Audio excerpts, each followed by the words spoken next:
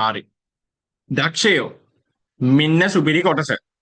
ඔයා චූටි කාලේ ඒ කියන්නේ ඔයාගේ චූටි කාලේ කියන්නේ පුතේ මේ තප්පරේ ඉඳලා ඔයාගේ අතීතය. හරිද? මෙතනින් එහා ඔයා චූටි ළමෙක් නෙමෙයි දැන් ඔයා ලොකු ළමෙක්. ඔයාගේ චූටි කාලේ ඔයා ඉගෙන ගත්ත ව්‍යාපාරයේ තියෙන වියදම් මොනවද සර් වියදම්? ඒ සයිරු මට වියදම් ටිකක් කියන්නකෝ මිනුක වියදම් ටිකක් කියන්නකෝ චූටි කාලේ මතක් වෙච්ච වියදම් ටිකක් කියන්න කොටක් ගාලා. කඩකුලී වියදම්, කඩගොලී වියදම් නියමයි. පොලී වියදම්, පොලී වියදම් තව තියෙනවානේ වියදම් කඩගොලී වියදම් පොලී වියදම් එතකොට තව තියෙනවානේ විදුලි ගාස්තු තියෙනවා අමතක කරානේ විදුලි ගාස්තු ජල ගාස්තු අමතක කරානේ දුරකථන ගාස්තු අමතක කරානේ කමක් නැහැ වියදම් තියෙනවා ගොඩක් ඊට පස්සේ ණය පොලී තියෙනවා ඔයගේ සෙට් එකක් තියෙනවා හරිද අපි පුතේ දැන් ව්‍යාපාරයක තියෙනවා වියදම් ගොඩාක් තියෙනවා ලක්ෂ ගාණක් තියෙනවා කියලා හිතන්නකෝ වියදම් මෙතනින් එහාට අපි මේ ව්‍යාපාරයේ සිද්ධ වෙන වියදම් ප්‍රධාන කොටස් හතරකට කඩනවා. ප්‍රධාන කොටස් හතරක් තියෙනවා ඔයාගේ ව්‍යාපාරයේ වියදම්. පළවෙනි සෙට් එක තමයි පුතේ බෙදා හැරීමේ වියදම් කියලා සෙට් එකක් තියෙනවා. බෙදා හැරීමේ වියදම්. ජීවිතේට අහලා නැහැ මේ අද තමයි අහන්නේ ව්‍යාපාරයේ තියෙනවද සර් බෙදා හැරීමේ වියදම් කියලා. ඔව්. දෙවෙනි වියදම් සෙට් එක තමයි ඔයාගේ ව්‍යාපාරයේ තියෙන පරිපාලන වියදම් කියලා සෙට් එකක්. පරිපාලන වියදම්. ව්‍යාපාරය පරිපාලනය කරන්න යනකොට තියෙන වියදම් මේ මොනවද සර් කියලා දෙනවනේ ඉන්න බෙදා හැරීමේ වියදම් කියලා සෙට් එකක් තියෙනවා පරිපාලන වියදම් කියලා සෙට් එකක් තියෙනවා තව සෙට් එකක් තියෙනවා මූල්‍ය වියදම් කියලා මූල්‍ය වියදම් ඒ කියන්නේ නිකන් මූල්‍ය කිව්වහම නිකන් ළමයි සල්ලි නෝට්ටු කාසි නෝට්ටු වල නිකන් ඒ වගේ සද්දයක් වාට ඇහෙන්න ඕනේ මූල්‍ය වියදම් මූල්‍ය වියදම් තව සෙට් එකක් තියෙනවා ඒ සෙට් එක කියන්නේ බෙදා හැරීමේ වියදම් වලට යන්නෙත් නැති පරිපාලන වියදම් වලට යන්නෙත් නැති මූල්‍ය වියදම් වලට යන්නෙත් නැති ඒවට අපි කියනවා වෙනත් වියදම් කියලා වෙනත් වියදම් අර පොදු ජර්නලේ වගේ තමයි ළමයි එකදු මූලික සටහන් පොතක්වත් නැත්නම් ඔක්කොම දානවා පොදු ජර්නලෙට අන්න ඒ වගේ බෙදා හැරීමේ වියදමකට වැටෙන්නේ නැත්නම් පරිපාලන වියදමකට වැටෙන්නේ නැත්නම් මූල්‍ය වියදමකට වැටෙන්නේ නැත්නම් අපි යව දානවා යන වෙනත් වියදම් කොටද අන්න එහෙමයි දාන්නේ හරි අපි එකින් එක බලන්න යන්නේ ඔයාගේ ව්‍යාපාරයේ තියෙන මේ වියදම් වර්ග හතර මොනවද කියලා. සර් ලියා ගන්න මුකුත් දෙන්නේ නැද්ද? අපෝ නෑ. නිකන් අහගෙන ඉන්න විතරයි තියෙන්නේ. මේක තමයි මේ පාඩමේ තියෙන සුපිරිම කොටස. තව තියෙනවා සුපිරි කොටස් ගොඩක්. මේකත් සුපිරියක් තමයි. හරි. අපි මුලින්ම කතා කරන්න යන්නේ පුතේ බෙදා හැරීමේ වියදම් ගැන. බෙදා හැරීමේ වියදම්. මම ලයිෆ් බෝයි කම්පැනි කියලා හිතන්නකෝ මම ලයිෆ් බෝයි කම්පැනි අයිතිකාරයා. මගේ ව්‍යාපාරේ පුතා බෙදා හැරීමේ ක්‍රියාවලියට අදාළ වියදම් තියෙනවනේ. බෙදා හැරීමේ ක්‍රියාවලියට අදාළ වියදම් අන්න ඒව ටික දානවා පුතේ මම මේ බෙදා හැරීමේ වියදම් කියන සෙට් එකට. මොනවද සර් ඒවා තමයි යන්නේ මෙන්න මේවා. ප්‍රචාරණ වියදම් කියලා සෙට් එකක් තියෙනවා. මොනවද සර් ප්‍රචාරණ වියදම් කියන්නේ? දැන් මම පුතේ මේ භාණ්ඩ සෙට් එක මේ විකුණන්න ඕනේනේ. විකුණන්න ඕනේ. මම ලයිෆ් බෝයි සබන් කැටේ ගැන ඇඩ්වර්ටයිස්මන්ට් දානවා සිරස ටීවී එකේ, දෙරණ ටීවී එකේ, හිරු ටීවී එකේ එක channel වල ඇඩ්වර්ටයිස්මන්ට් ගන්නවා. පත්තර වල, ඉන්ටර්නෙට් එකේ, Facebook එකේ හැම තැනම ගහනවා. අපි ඒවට සිංහලෙන් කියනවා ප්‍රචාරණ වියදම්. ඉතින් මම මගේ ලයිෆ් බෝයි කම්පැනි විදිහට ප්‍රචාරණය කරන්න වියදම් දරනවා. අපි හිතමුකෝ ප්‍රචාරණ වියදම් රුපියල් ලක්ෂයයි කියලා. ආපෝ ප්‍රචාරණ වියදම්ස බෙදා හැරීමේ වියදමක් නේ. හරි. එච්චර ඒවා දැනගෙන ඉන්න ඕනේ. ඒ කියන්නේ මොකක් හරි අපේ නිෂ්පාදිතයක් ප්‍රචාරණය කරන්න මොනවා හරි වියදමක් දරුවොත් ඒක වැටෙන්නේ කාගාවටද? ඒක යන්නේ කාගාවටද? බෙදා හැරීමේ වියදම් කියන බාස්කට් එකට තමයි වැටෙන්නේ. ඇඩ් එකක් ගහනද ටීවී එකේ ඇඩ් එකක් ගහනද ප්‍රචාරණ වියදමක් ගැනනේ කියන්නේ. ඔයා මොකද කරන්නේ? මේ වියදම ගත්තා, ඒ රුපියල් ලක්ෂ වියදම ගත්තා, දැම්ම බෙදා හැරීමේ වියදම් කියන බකට් එකට. හරිද? ඒ විතරක් නෙමේ දක්ෂයෝ. තව තියෙනවා මේ බෙදා හැරීමේ වියදම් වලට වැටෙන ඒවා. මේ කතා කරන්නේ මේ බකට් එකක් තියෙනවා කියලා හිතන්නකෝ. මේ බකට් එකේ නම බෙදා හැරීමේ වියදම්. මේ බකට් එක ඇතුලේ එක එක පොඩි වියදම් කැලි ගොඩක් ඉන්නවා. පළවෙනි වියදම් කැලේ තමයි පුතේ ප්‍රචාරණ වියදම්.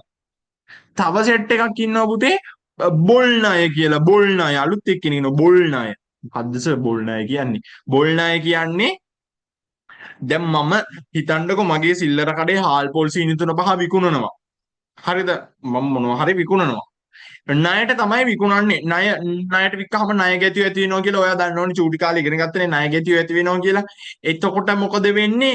අපි හිතමුකෝ දැන් මම ලයිෆ් බෝයි කම්පැනි කියලා ලයිෆ් බෝයි සබන්කට රුපියල් 10000ක් විතර මම දුන්නා ටවුන් එකේ නිමල්ගේ කඩේට දැම්මා. රුපියල් 10000ක ලයිෆ් බෝයි. හරිද? මට රුපියල් 10000ක් ණයයි. නිමල් ණය. ඒ කියන්නේ නිමල් කියන්නේ මගේ ණය ගැතියෙක්. මම life boy company Nimal town එකේ නිමල් රුපියල් 10000ක් මගේ ලයිෆ් බෝයි සබන්කට ගත්ත ණයයි. මෙන්න બોලේ නිමල් මැරෙනවා. නිමල් මැරුණාම නිමල්ගේ හොල්මන ඇවිල්ලා මට රුපියල් 10,000 ගෙවන්නද බෑ. ඒවට තමයි අපි බොල් ණය කියන්නේ. ඒ කියන්නේ තේරුනේ නැහැ. හදිස්සියේ මම කාට හරි ණයට දෙනවා කියලා හිතන්නකෝ. ඒ ණයට දීපු මිනිස්සයා මැරෙනවා. එතකොට කොහොමද අනේ 10,000 මට ආයෙත් නැවත හම්බෙන්නේ නැහැ නේ ජීවිතේට හොල්මනක් ඇවිල්ලා ආමචෝ මේ රුපියල් 10,000 කියලා එහෙම දෙන්න බෑනේ.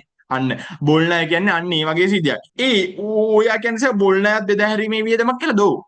ඒක කොහොමද බෙදා හැරීමේ වියදමක් වෙන්නේ? ඔයාගේ ව්‍යාපාරයේ මේ නිෂ්පාදිතය විකිණීමට දාලව දරන සියලු වියදම් වැටෙන පුතේ බෙදා හැරීමේ වියදම් වලට. ප්‍රචාරණය මතකනේ බෙදා හැරීමේ වියදම. බොල් ණය මිනිසුන්ට ණයට දෙන්නෙත් විකිණීමේ ආශ්‍රිතවන. විකිණීම ආශ්‍රිතවන මේ නිෂ්පාදිතය. ඉතින් ඒක වැටෙන්නේ පුතේ බෙදා හැරීමේ වියදමකට. ඇත්තටම බොල් ණය ඇති වෙන්නේ මිනිහා මරුණාම විතරද? නෑ. අපි හිතමුකෝ මේ මිනිහා කට්ට කපටි මිනිස්සෙක් රුපියල් ලක්ෂයක විතර ලයිෆ් බෝයි සබන්කට අරගෙන ණය ගෙටියෙක් මගේ කඩේ මිනිහා රටපයින්නවා. ඕස්ට්‍රේලියාවට බෝට්ටුවෙන් යනවා. ආයි ජීවිතේට එන්නේ ලංකාවට. හරිද? මිනිහා රට පැනලා හැංගිලා ඉඳලා තියෙන්නේ. එතකොට ඉතින් මේ මිනිස්සයා මට සල්ලි දෙන්නේ නැහැ කියලා මම දන්නවනේ. මම මොකද කරන්නේ? කෙලින්ම කපලා දානවා. නිමල් රුපියල් ලක්ෂයක් ණය ගෙති නිමල් බොල් ණය විදිහට කපලා දානවා. ජීවිතේට ලැබෙන්නේ නැහැ. අන්න ඒවට තමයි පුතේ බොල් ණය කියන්නේ. මට ආයි කවදාවත් ලැබෙන්නේ නැති දේවල් වලට තමයි පුතේ බොල් ණය කියලා කියන්නේ. සමහර විට ඒ ණයට ගත්ත මිනිහයට ණය ගෙතියට පිස්සු හැදෙනවා.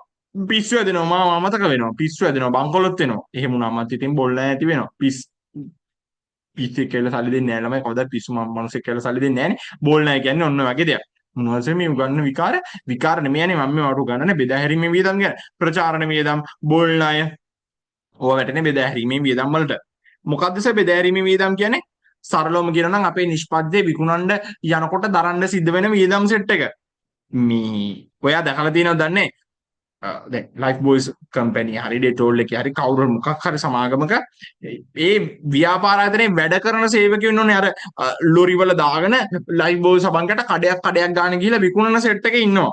අපි ඒගොල්ලන්ට කියනවා පුතේ විකුණුම් සේවකයෝ තමයි ඔයා දැකලා ඇති ගෙවල් පැත්තේ සිල්ලර කඩේට එහෙම ටිකිරි මාරි ලොරියෙන් ඇවිල්ලා ටිකිරි මාරි දානවා. සන්සිල් ලොරියෙන් ඇවිල්ලා සන්සිල් දානවා. හාල් දානවා, පොල් දානවා. ඒ ලොරිය එනවනේ මිනිස්සෙක් එනවනේ ටයි කෝට් දාගත්ත කෝට් දාන්නේ ටයි එකක් දාගෙන ඇවිල්ලා මුදලාලිත් එක්ක කතා කරලා අවශ්‍ය බඩු ටික කඩේට දාලා යන මිනිස්සෙක් ඉන්නවනේ. එන්නේ ඒගොල්ලන්ට අපි කියනවා විකුණුම් සේවකයෝ කියලා. එතකොට මේ බඩු බාන ලයිෆ් බෝයි සබන්කට පෙට්ටි පිටින් කරේ තියාගෙන ඇවිල්ලා කඩේට දාන මිනිස්සුන්ට අපි කියනවා විකුණුම් සේවකයෝ කියලා. ඒගොල්ලන්ට පඩි ගෙවනවා නම් අපි හිතමුකෝ ඒගොල්ලන්ට රුපියල් ලක්ෂ 5ක පඩි ගෙවනවා. ඒ ලොරිය යන මිනිස්සුන්ට ලක්ෂ 5ක පඩි ගෙවනවා. ඔයා කියන්නේ ඒක වැටෙන්නේ බෙදා හැරීමේ වියදම් වලට කියලාද? ඔව්. ඒව වැටෙන්නේ බෙදා හැරීමේ වියදම් වලට. ප්‍රචාරණය, බොල් ණය, විකුණුම් සේවකයන්ට ගෙවන වැටුප්, වේතන. මේ වැටුප් කියන්නේ වැටුප් කියලා එකක් තියෙනවා පුතේ වැටුප් වලට අපි සිංහලෙන් කියන්නේ පඩි කියලා. හරිද? පඩි කියලා කියන්නේ අම්මට තාත්තට පඩි හම්බුණා කියලා කියන්නේ අන්නේ ඒ වගේ දෙයක්. වැටුප් කියන්නේ සිංහල වචනේ. අපේ අම්මට තාත්තට වැටුප් හම්බුණා කියලා කියන්නේ අපේ අම්මට තාත්තට පඩිය හම්බුණා කියලා කියන්නේ ඒකට කියන සමාන වචනය තමයි වැටුප්. එතකොට මම නැවත වතාවක් කියනවා මේ බෙදා හැරීමේ වියදම් කියන බාස්කට් එකේ ඉන්නවා ප්‍රචාරණ වියදම් බොල් ණය විකුණුම් සේවකයෝ ඔය වගේ සෙට් එකක් ඉන්නවා. විකුණුම් සේවකයන්ට කියවපු වැටුප පඩිය. හරිද පඩිය. ඉවරද නෑ. දැන් ඔයාට මතකද ණය ගැතියෝ ඇති වෙනවනේ ණය ගැතියෝ. මම මගේ කඩේ බඩු ණයට වික්කහම ණය ගැතියෝ ඇති වෙනවනේ. ඒ ණය ගැතියොන්ට මම දෙනවනේ දුන්වට්ටම් මතක නෑනේ දුන්වට්ටම් කියන්නේ මොනවද කියලා. මතකද ඔයා මීට අවුරුද්දකට විතර කලින් චූටි කාලේ ඉගෙන ගත්ත දුන්වට්ටම් කියන්නේ මොනවද කියලා? අපි හිතමුකෝ දුන්වට්ටම් වල වටිනාකම රුපියල් 2000යි. ඒක වැටෙන්නේ බෙදා හැරීමේ වියදම් වලට. ඒසරේ දුන්නට්ටම් වැටෙන්නේ බෙදා හැරීමේ වියදම් වලට. ඉතින් අනේ විකිණීම ආශ්‍රිතව කටයුතු සිද්ධ කරනකොටනේ දුන්නට්ටම් දෙන්න වෙන්නේ. ණය ගැතියෝ ඇති වෙන්නේ මගේ කඩේ භාණ්ඩ විකුණනකොටනේ. ඉතින් එතකොට මේ ණය ගැතියොන්ට දුන්නට්ටම් දෙනකොට ඒක බෙදා හැරීමක් මගේ බඩු විකිණීම ආශ්‍රිත කටයුත්තක් නේ. ඉතින් ඒ දුන්නට්ටම් වැටෙන්නේ බෙදා හැරීමේ වියදම් වලට. හරිද? හරි. එතකොට ඔයා දැකලා තියෙනවද දන්නේ අර පොඩි ලොරි වල පටවගෙන ඩීමෝ බට්ටගේ ලොකු ලොරි වල පටවගෙනනේ මගේ මේ සබන් කැට ටික කිරි පැකට් ටික අරගෙන යන්නේ ගෙවල් පැතිවල විවිධ පැතිවල කඩවල් වලට. එතකොට ඒ බඩු පටවගෙන ගිය ලොරියක පැච් එකක් යනවා. ඌලන් යනවා. හුලං ගහන්න ඕනේ. තෙල් ගහන්න ඕනේ වාහන වලට. එතකොට ඒකට යම් වියදමක් දරන්න සිද්ධ වෙනවා. අපි මේවට කියනවා මේ දැනට හිතාගන්න මේ මොන හරි නඩත්තු වේදම් කියලා මේවට අපි ෂය වෙනවා කියලා කියනවා. ෂය කියලා එකක් ඒක වට දෙන්න නැහැ. මේවා නඩත්තු කරන්න ඕනේ. මේවට හුලං ගහන්න මොකක් හරි වේදමක් ගියොත් මේ තෙල් ගහන්න මොකක් හරි වියදමක් ගියොත් මේ විකුණන්න අරන් යන ලොරියේ විකුණුම් ලොරියේ මොකක් හරි පැච් එකක් යනවා තෙල් ගහන්න යනවා මොකක් හරි ඔයිල් ටිකක් මොනවා හරි මාරු කරගන්න යනවා ඒවට මොනවා හරි වියදමක් ගියොත් කෙලින්ම ඩෝන් ගාලා දානවා බෙදා හැරීමේ වියදම් වලට විකුණුම් ලොරියේ හොඳේ උලන් ගියොත් තෙල් ගැහුවොත් ඒවා ඔක්කොම බෙදා හැරීමේ වියදම් වලට තමයි පුතේ වැටෙන්නේ මොනවාස මේ උගන්වන්නේ මේව තමයි යන්නේ උගන්වන්නේ මම මේවට බෙදා හැරීමේ වියදම් ගැන උගන්වන්නේ ව්‍යාපාර වල තියෙන විවිධ වියදම් වර්ග ගැන උගන්වන්නේ ඒකේ පළවෙනි එක බෙදා හැරීමේ වියදම්. මේ වෙළඳ ව්‍යාපාරයක විකිණීම හා බෙදා හැරීමේ කටයුතු සඳහා දරන වියදම් බෙදා හැරීමේ වියදම් කියලා හඳුන්වනවා. භාණ්ඩ තොග විකිණීම, විකුණුම් ප්‍රවර්ධනය කිරීම, විකුණු බඩු ප්‍රවාහනයට ගෙන ගොස් බාර දීම වගේ දේවල් මේ බෙදා හැරීමේ වියදම් වලට අයිති වෙනවා. පොඩ්ඩක් බලන්න ප්‍රචාර වියදම් ටීවී එකේ ඇඩ්වර්ටයිස්මන්ට් එකක් ගැහුවොත් බෙදා හැරීමේ වියදමක්. වෙළඳ සේවකෙන්ට වේතනයක් ගෙවුවොත් කවුද සර් වෙළඳ සේවකයෝ කියන්නේ අර බඩු පටවගෙන ලොරි වල එන්නේ ටයි එකක් දාගත්ත මිනිස්සෙක් මුදලාලි සමන්කට 1000ක් දාන්නම් කඩේට අන්න එහෙම කියන්නේ ඒගොල්ලන්ට වෙළඳ සේවකයෝ කියන්නේ ඒගොල්ලන්ට පඩි ගෙවුවොත් බෙදා හැරීමේ වියදම් වලට වැටෙන්නේ බොල් ණය දන්නෝනේ බොල් ණය කියන්නේ මොනවද කියලා අර අයිතිකාරයා මැරුණොත් අයිතිකාරයා රට පැන්නොත් අයිතිකාරයට පිස්සු හැදුනොත් ඕ ණය හම්බෙන්නේ නැහනේ නැවත වතාවක් ණය හම්බෙන්නේ නැහනේ ඒවට තමයි බොල් ණය කියන්නේ අපෝ බෙදා හැරීමේ වියදමක් නේද ඔව් දුන්නට්ටම් ණයගැතියොන්ට දුන්නට්ටම් දෙනව නේද ඔව් බෙදා හැරීමේ වියදමක් නේද බෙදා හැරීමේ වාහන ඡය වීම පස්සේ කියලා දෙන්න මොනවද ඡය වෙනවා කියන්නේ කියලා ඡය වෙනවා කියන්නේ ගෙවෙනවා කියන එක සරලවම වාහනේ පදින්න ගෙවෙනවනේ ඔයාගේ පෑනේ ලියන්න තීන්ත ඉවර වෙනවනේ අපි ඒකට කියන්නේ ඡය වෙනවයි කියලා ඔයාට දුක හිතෙන දෙයක් කියන්නද ඔයා ටිකෙන් ටික වයසට යනවා චූටි කාලේ හිටිය ඔයානේ මෙනේ දැන් ඉන්නේ ඔයාට එක වසර ඇඳුම් අඳින්න බෑනේ දැන් ඔයා වයසට යනවා ටිකින් ටික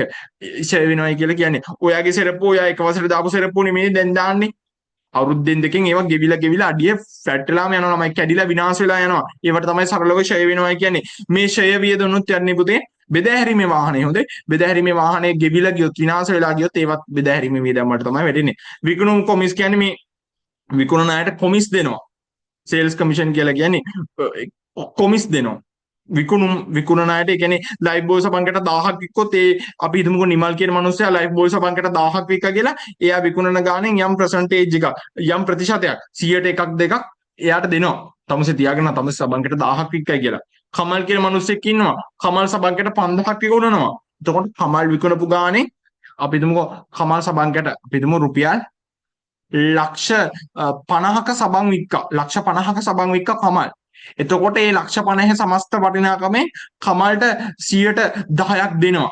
එහෙම දෙනවා ළමයි. හරිද? ඒවට අපි කියනවා විකුණුම් කොමිස් කියලා. ඒ කොමිස් ගෙවන්න තමයි ඒගොල්ලෝ වැඩිපුර විකුණන්න පෙළඹෙන්නේ. ඒ කියන්නේ කමල් ලක්ෂ 50ක සබන් වික්කොත් කොමිස් ඉදිරියට ලක්ෂ 5ක් දෙනවද? ඔව්. අන්න ඒව තමයි පුතේ විකුණුම් කොමිස් කියන්නේ. ඒ වත්ස බෙදා හැරීමේ වියදම්ද? ඔව්. ඒවත් බෙදා හැරීමේ වියදම්. හරි. ඉතින් ඔන්න ඔය ටික තමයි පුතේ බෙදා හැරීමේ වියදම් වලට වැටෙන්නේ. හරිද?